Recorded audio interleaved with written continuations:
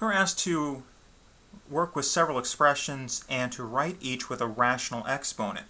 And what we see with these is, now we see some expressions that have indexes on the radical, but also some exponents within the radical, or outside the radical in later examples.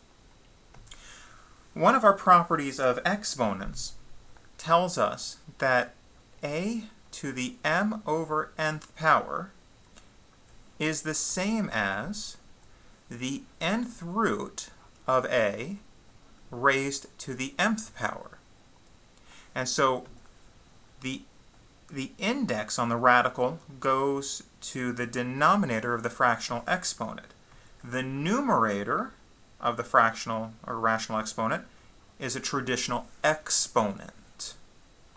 Now there's another form for this. We can also think of this as the nth root of a to the m. So we can bring that traditional exponent inside the radical. So here I have the fifth root of t to the fourth, and so what I see from this is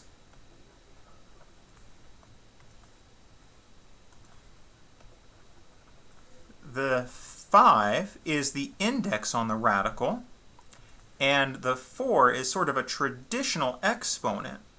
And so this is equivalent to writing t to the 4/5 power, where again, the index on the radical goes to the denominator of the fractional exponent, and the traditional exponent goes to the numerator of the rational exponent.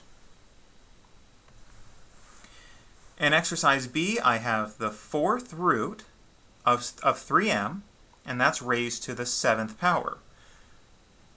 So that's equivalent to taking 3m, and since the 4 is in the index and the 7 is a traditional exponent, that's 3m to the 7/4 power. In exercise C, we have the square root of r over 3s to the 5th. Now remember, even though we don't see the index, it's understood, since it's a square root, that the index is a 2. So then this is equivalent to r over 3s, and it's being raised to the 5/2 power.